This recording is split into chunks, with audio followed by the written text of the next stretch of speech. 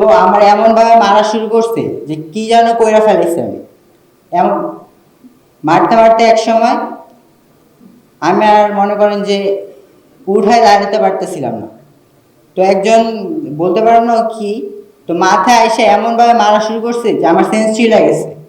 মানে আমি আর দেখতেও পারতেছিলাম যে কি হইতেছে না না হইতেছে। তো বুঝতে পারতেছিলাম যে আমার উঠায় নিয়ে গেছে। নেওয়ার পরে ওখান থেকে নিয়ে গেছে মেবি থানায়, বলতে পারুন না। তো নেওয়ার পরে ওখানে আপনার 3 দিন থানায় রাখছে, নন ট্রিটমেন্ট। আমার কিন্তু পুরো মাথায় 2-3 জায়গায় ফাইটা গেছে, প্লাস হচ্ছে আমার একটা আঙ্গুলের হাড্ডি ভেঙে গেছে। তখন ওখানে 3 দিন রাখার পরে নন ট্রিটমেন্ট, ওখান থেকে আবার সেন্ট্রাল জেলে পাঠিয়ে দিছে। সেন্ট্রাল জেলে ছিলাম আবার 10 দিনের মতো, ওখানেও কোনো ট্রিটমেন্ট দেয়নি। 31 তারিখে, যেহেতু আমি এখন 18+ হই নাই, তার জন্য আমাকে টঙ্গী কিশোর কারাগারে দেয়। তো ওখানে ছিলাম 11 তারিখ পর্যন্ত। 11 তারিখে আমার জামিন হয় এবং আমি বেরিয়ে পড়ি।